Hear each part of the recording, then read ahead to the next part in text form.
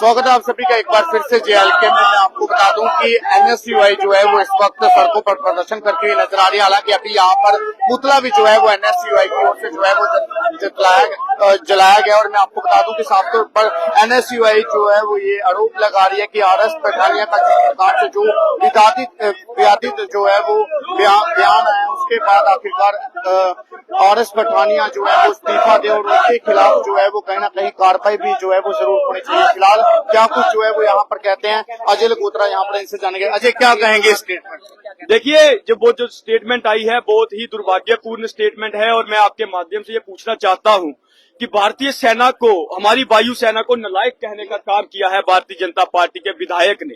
फिर उसके बाद वो कहते हैं कि वो सो रहे थे। मैं बोलना चाहूंगा कि भाई साहब, नालायक हमारी भारतीय वायु सेना नहीं है, नालायक आप है। नालायक आपकी पार्टी है जिसने आप जैसे देशद्रोही को मैंडेट देके दूसरी बार विधायक बना दिया। मैं पूछना चाहता हूं, ये कहां का बयान है और ये कहां की समझदारी है कि वो कह रहा है कि भारतीय वायु सेना सो रही थी। अगर वो सच में सो रही होती ना, तो मैं आज ये डंके की चोट पे कहता हूं, आपने सबने वो मंजर देखे जब वो ऊपर ड्रोन उड़ रहे थे, आपके घर के ऊपर से जब वो ड्रोन उड़ रहे थे, तो वो खौफ हम सबके मन में था। अगर हमारी सेना सो रही होती तो आज हम लोग सच में मौत की नींद सब सो चुके होते, कोई भी जिंदा नहीं होता और ना ये विधायक जिंदा, नालायक विधायक जिंदा होता ये ऐसा बयान देने के लिए। ये शर्म आनी चाहिए इस गंदी नाली के कीड़े को, भारतीय जनता पार्टी के विधायक को। वो तो ये भी कह रहे हैं कि तरोड़ मरोड़ कर जो है वो सब कुछ इसमें आप मुझसे ज्यादा, आपको इस चीज का पता है, आपको मुझसे ज्यादा जानकारी है एडिटिंग की और सब चीजों की। अगर उसमें कोई वैसी चीज होती तो आप ही लोग उस चीज को एक निकाल दिए होते अभी तक कि ये फेक है और विधायक साहब का वो है। बाकी अगर तोड़ने मरोड़ने वाला तो उसमें कुछ नहीं दिख रहा। उसमें कहा गया है इंडियन एयरफोर्स की तरफ से कुछ आदेश जारी करने के उन लोगों के लिए। देखिए, वहाँ पर था कि सड़क को चौड़ा करना है, तो उसके कारण जो है अब बिना कंपनसेशन के आप सड़क से के पास जो घर है वो खाली नहीं करा सकते, दुकानें नहीं करा सकते। देखिए, इसके संदर्भ में कहते हैं कि पब्लिक रिप्रेजेंटेटिव हूँ, लोगों की बात कर ली है और इसी दौरान जो है इस तरह का बयान। देखिए, मैंने 6 मिनट और 25 सेकंड की वो पूरी बाइट उनकी सुनी है, ठीक है। वो भी हमारे एक जिम्मेदार वकील भी हैं विधायक होने के नाते, और मैं भी एक वकील हूँ, ठीक है। मैं आपको ये बताना चाहूंगा कि ये सिविल मैटर, जहाँ ये जो जमीन के विवाद है, जहाँ कोई मुआवजे के विवाद है, कंपनसेशन का विवाद है, उसके लिए कोर्ट और कचहरियां बनी हुई है, ठीक है। आप वहां पे गए, आपने विधायक होने के नाते लोगों के साथ उनका दुख बांटा, उनकी बात को किया, बहुत अच्छी बात है। लेकिन ये कहाँ का दस्तूर, आप बोल रहे हो कि आप एहसान कर रहे हो। वो जो भारत माता के सिपाही हमारे लिए बॉर्डर पे शहीद हो जाते हैं, अपने छोटे छोटे बच्चों की परवाह नहीं करते, अपने परिवारों की परवाह नहीं करते, उन्होंने तो कभी नहीं कहा कि मैंने आपके लिए जान दे दी है।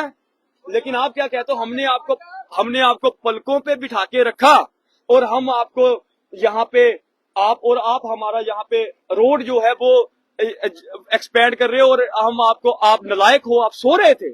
शर्म आती है। मैं थूकता हूँ आरएस पठानिया तुझ पे और तेरी सोच पे। और तू अगर ये कहना चाहता है कि तेरे साथ कोई ये डीप फेक हुआ या जो भी हुआ है, तो तू हम पे कार्रवाई कर और उसको प्रूफ कर। तू खुद वकील है ना, तो प्रूफ कर। और मैं विधानसभा स्पीकर से और हमारे अपने डीजीपी से, जम्मू कश्मीर पुलिस के, मैं कहना चाहूंगा कि आप सू मोटो लेके ऐसे देशद्रोही विधायक के ऊपर सेडिशन का मुकदमा चार्ज करें और इसके बाद विधानसभा स्पीकर को, इस विधायक को बर्खास्त करना चाहिए। हम उसके लिए, मैं प्रदेश अध्यक्ष होने के नाते मैं चिट्ठी भी लिखूंगा स्पीकर साहब को। अगर ऐसे ही अपशब्द किसी दूसरी पार्टी के व्यक्ति से निकले होते तो क्या आज होता? देखिए, आप मीडिया के बंधु हैं, आप ज्यादा बेहतर जानते हैं। ऐसा ही अगर किसी दूसरी पार्टी के लोग ने या किसी दूसरे धर्म के बंदे ने बोल दिया होता, अभी तक तो इन्होंने उसको पाकिस्तान का वीजा दे दिया होता और यहाँ पे बिल्कुल चक्का जाम और ऐसे होता कि ये ऑपरेशन सिंदूर से भी बड़ा देशद्रोह किसी ने यहाँ पे कर दिया और उसके ऊपर उसको बिल्कुल उसके घर वालों को, उसके आगे पीछे सबको जीना मुहाल कर दिया होता।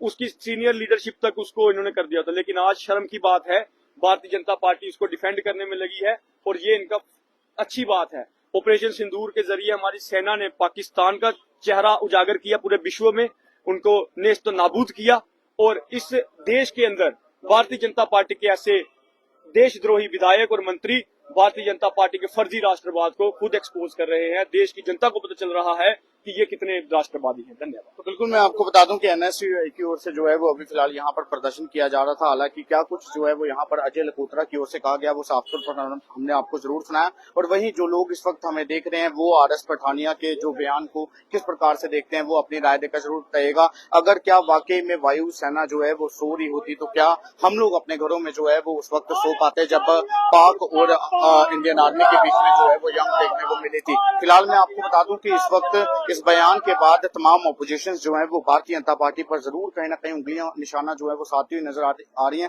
और वहीं भारतीय जनता पार्टी की ओर से अब ये बयान दिया जा रहा है कि आखिरकार ये जो है वो तोड़ मरोड़ कर जो है वो दिखाया जा रहा है, यानी कि लोगों को गुमराह करने की कोशिश जो है वो अपोजिशन की ओर से की जा रही है। फिलहाल आप इन सब चीजों को किस प्रकार से लेते हैं, आप लोग अपनी राय देकर जरूर बताइएगा। फिलहाल देखते रहिए जेएलके में गौरव नोत्रा बासु के साथ।